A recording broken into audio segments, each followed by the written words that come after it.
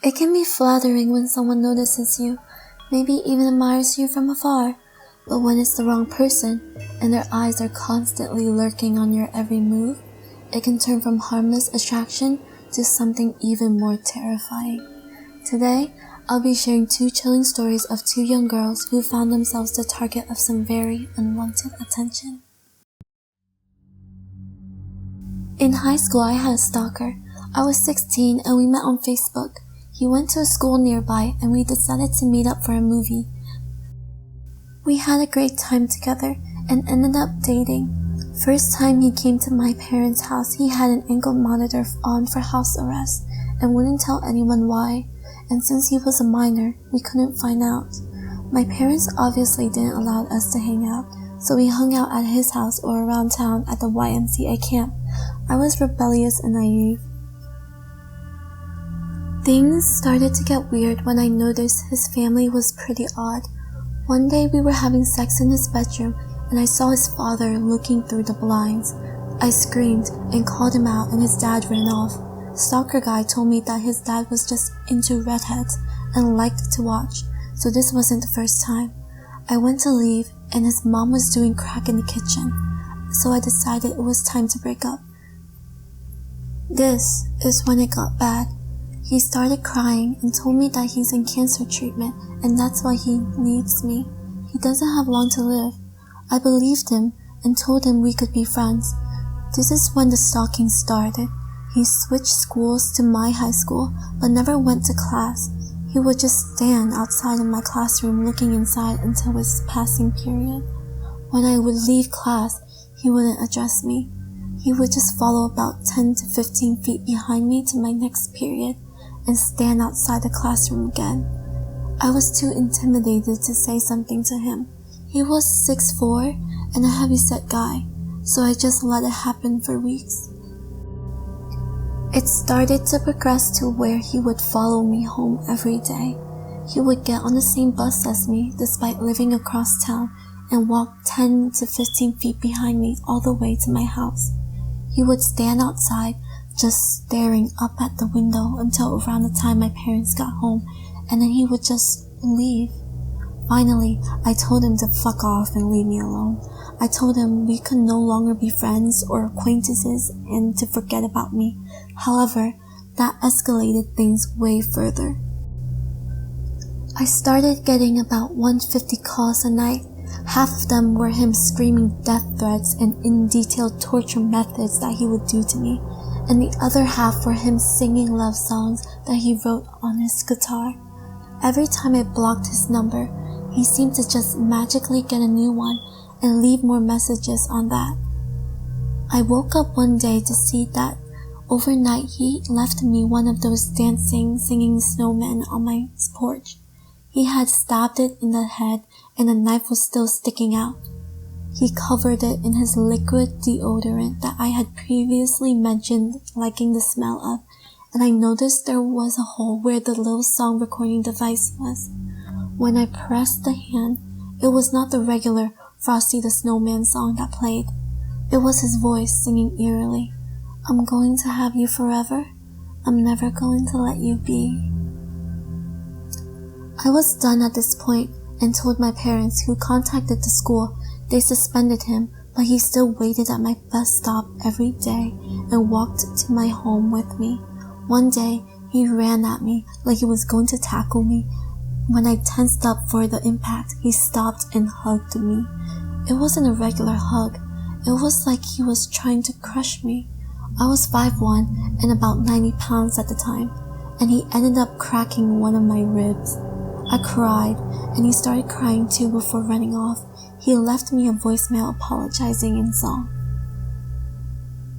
This one night is the night I'll never forget, and it's the reason we got a restraining order and my dad got a gun. I woke up one evening for no reason, just was fully awake. I got up to go to my kitchen to get a glass of water to relax, and in the reflection on my fridge, I saw movement in my backyard. I couldn't see well because it was so dark outside and so light inside, so I went to the back sliding glass door to get a better look. When I got closer, I was met with the silhouette of a 6'4" man standing just outside the door. Stalker guy was in my backyard, under my room, at 3 a.m. He was just staring at me. I yelled, and my parents got up, but he was gone by the time my dad went outside. There's a patio right outside my bedroom window that goes all the way to the ground, so it's possible he could have been on top of the patio looking directly into my bedroom window before. We got a restraining order granted shortly after that, and Stalker guy dropped out of school. I haven't seen him since in person, but every 6 months, he makes a new Facebook and tries to friend request me. I just block it and report it every time. Scary stuff. Y'all ever heard of that myth that if you wake up in the middle of the night for no reason, there's likely something looking at you? Well, maybe it's true. I don't know what he's doing now or where he went, but I don't care to know. Let's not meet ever again.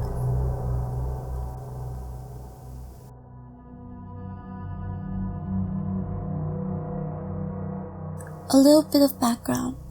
I, 23 female, was 20 at the time. I moved in with my uncle in San Antonio, Texas with the agreement that I didn't have to pay rent as long as I helped him out with the chores and my cousins. I got a job at a super known coffee chain downtown close to the touristy part of the area. We had a lot of regulars and a lot of homeless coming in and out.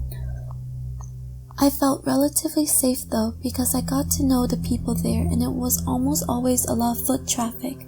I used to even take walks after work in the area, especially since I was super close to the river walk.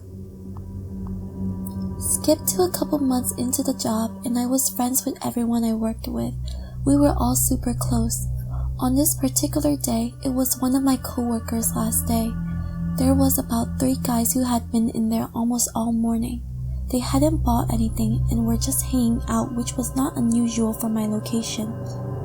On my break, I decided to walk down to a nearby drugstore so I can get a farewells card and maybe a small gift for said coworker. I walked out and put my earphones in, and before I could press play, I heard the door open behind me and footsteps following behind. Whoever it was caught up to me and started walking beside me, matching my pace exactly.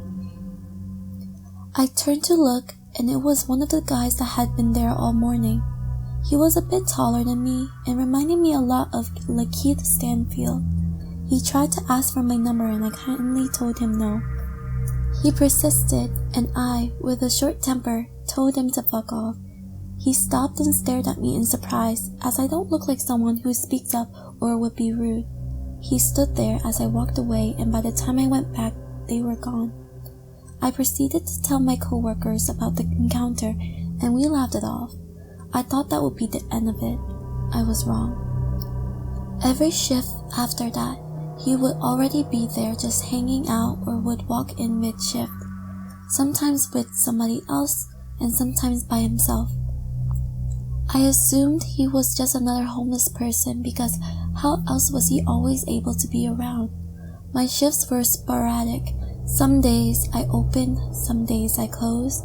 Some days I worked mid, but it didn't matter, he was always there.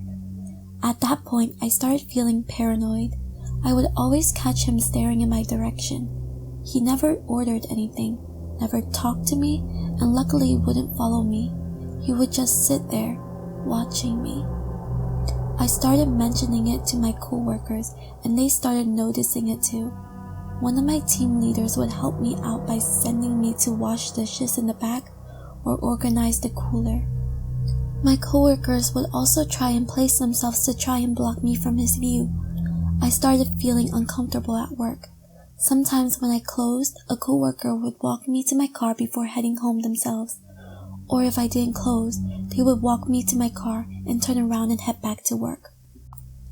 Then, one day of him just staring, I was working the register all day.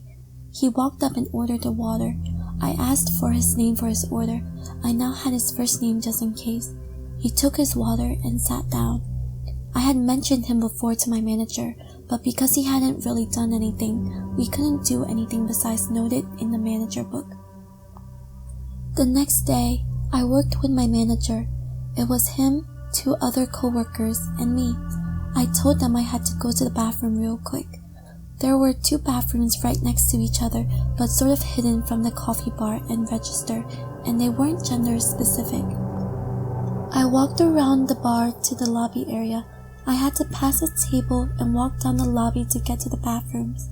I noticed him get up before going inside the bathroom. I sat down to do my business when someone rattled the knob.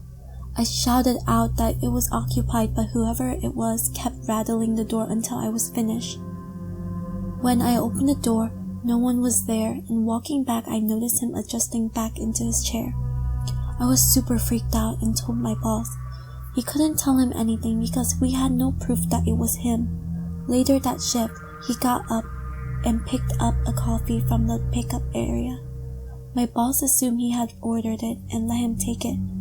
I told him it wasn't, and that it wasn't even his name.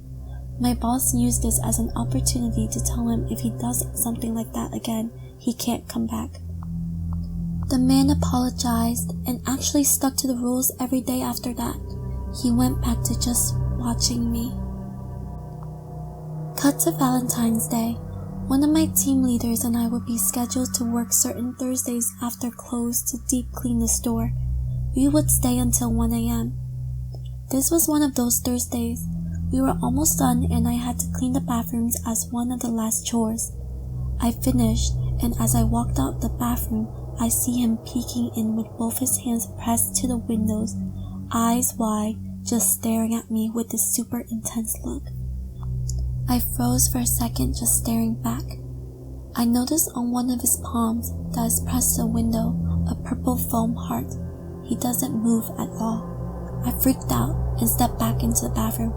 I shout, "Hannah! Hannah, he's here! He's back!" She barely hears me through the music we were blasting. Hannah was the team lead who would help hide me from him, so she knew the huge fear I had towards him. She walks towards the bathroom shouting back, "What are you saying? What's going on?" As soon as she gets close and sees him, I told her again, "He's here. He's watching me." She starts shouting through the window, "You need to leave. If you don't leave, we're calling the police." I stepped out a little to see if he'll leave, and he's ignoring her, and his eyes were fixated in my direction. I step back into the bathroom, and my lead continues to shout at him and threatens him with the police. About 5 minutes pass and he realizes that I'm not stepping out until he leaves, so he does. The next day, my lead and I told my manager I wanted to file a police report. He tells me to wait until he talks to his boss. He shows up again that day, but I was only there to talk to my manager and leave right after. When I got home, a friend convinced me to call the cops. So I text my boss that I don't care what he or his boss says. I'm scared and I'm going to file that report. I dial 911 and tell them a summarized version. They tell me they're going to send someone to where I live to take the official report. The 2 officers were so nice and supportive. I told them my whole story and how my boss didn't feel the need to get cops involved since I wasn't harmed. The officers told me that I should have called right away and defended me by saying they can get him for harassment. I thank them and they tell me that if he shows up to dial 911 so they can take him in for trespassing and harassing. I think that day my manager banned him and warned him because he never showed up to the coffee shop again. A few months later, when I was comfortable again with downtown, I went out with some friends to walk around. We were close to where I worked, and as we rounded a corner, I see him. I ducked into a little corner store and my friends followed. I told them I saw him and they kept an eye out. Once he was out of view, we left the store and that was the last time I saw him. So, creepy coffee shop stalker, let's not meet again. I hope you guys enjoyed the video. This is my very first one, so I'm sorry if the production quality isn't that great. But thank you to those who made it until the end. Please like and subscribe if you want to see more. I'm not really sure how to end this, so I'll see you guys next time. Bye!